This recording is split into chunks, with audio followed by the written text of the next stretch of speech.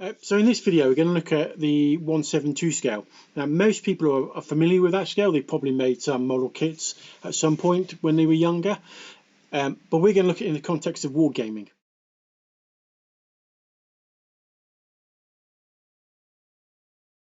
Wargaming is a fascinating hobby that allows enthusiasts to recreate battles and engage strategic warfare with miniatures.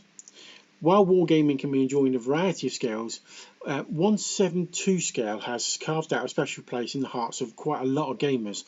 And in this video we're going to look at 172 scale and why it's a good choice for wargaming and why it has become a favourite amongst some veteran gamers and some newcomers as well. 172 scale is often referred to as 20mm, indicating that each inch on the tabletop represents 72 inches or 6 feet on the actual battlefield. This scale offers several advantages that make it an excellent choice for wargaming. The first up is affordability.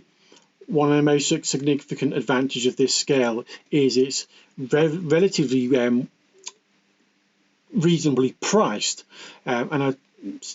miniatures tend to be a lot more cost effective than larger scales for wargamers to build big armies with, so it doesn't strain the budgets as much and becomes quite an attractive option for beginners and experienced players looking to expand their collections.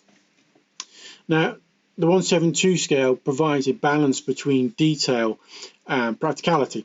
These miniatures are generally small enough to accommodate large armies and expansive battlefields, but are also large enough to showcase details on figures and terrain. This versatility means that players can recreate both small skirmishes and much larger battles, all within the same scale. Now, the range of available 172 miniatures and kits is extensive.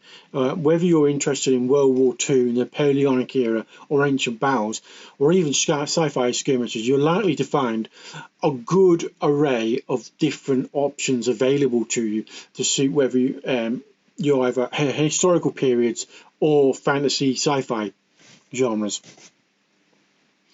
Now, despite the smaller size compared to 28mm, 172 miniatures feature impressive detail, capturing the nuances of uniforms, equipment and weaponry.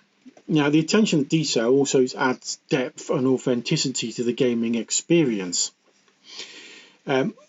Most rule sets will accommodate 172 scale. There's a good thriving community of enthusiasts to this scale, which has led to the development of some rules catered to this scale, along with resources specifically for 172. This ensures that wargamers have access to well-suited rules and support networks to enhance their gameplay. Wargaming in 172 offers an array of gameplay opportunities.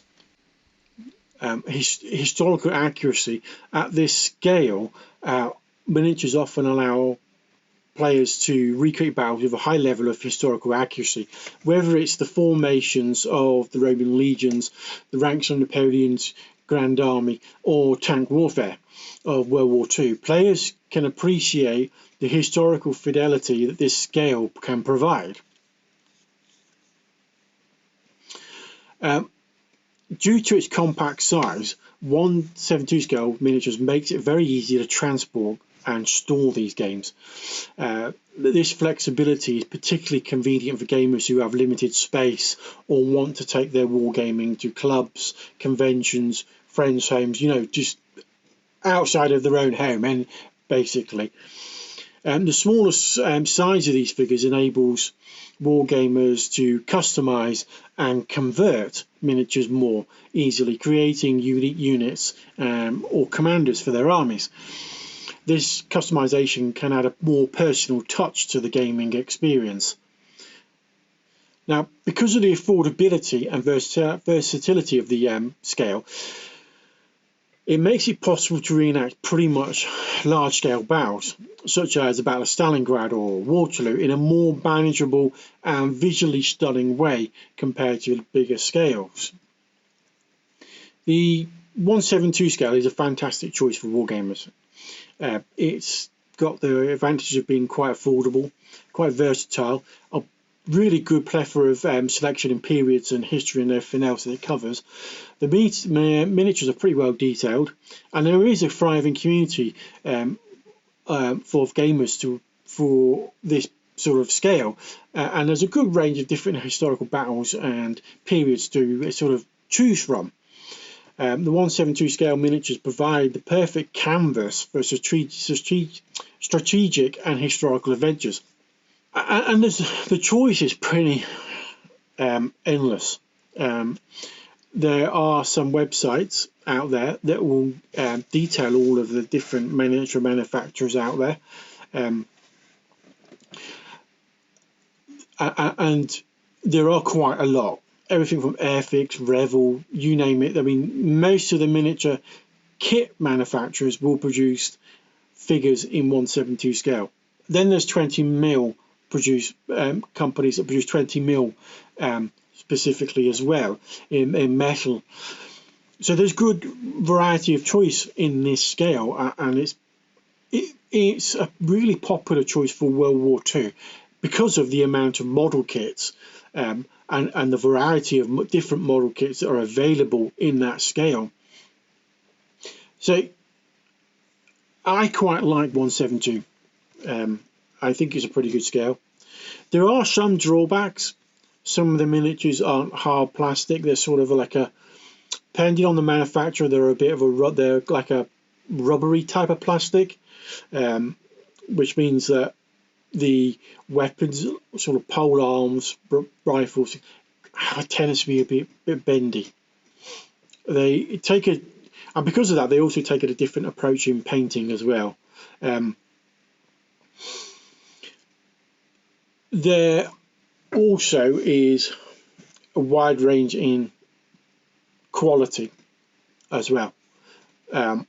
You go from pretty poor, they'll be covered in flash and mold lines, to exceptional hard plastic nice miniatures, and it's basically you're going to have to sort of look around and see which ones you like and what sort of manufacturers you like. There are some manufacturers I prefer, like Caesar Miniatures, Revel, some Airfix kits, but it's your sort of preference, and it has a good range of historical periods, because if you're a historical player, this scale does offer a plethora of different historical periods for you to choose from. One of the main popular ones is World War II. Napoleonics is quite popular in this scale. Some ancients, a lot of players play a lot of ancients with this scale.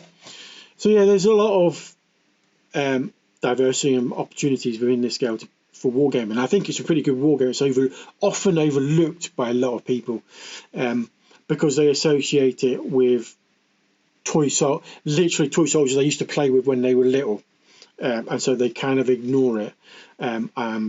Because of the quality variant within 1/7/2 can be a bit from one extreme to another. Some people overlook it as well, but I think it's worth investigating. It's worth checking out as a scale, and it's a good one to play large battles with, because obviously it's a lot smaller than 28, takes up less room, and when you're blocking out, for instance, if you're doing a Napoleonic, you're putting them out in blocks, you don't need as much painting detail on them as you would at a bigger scale.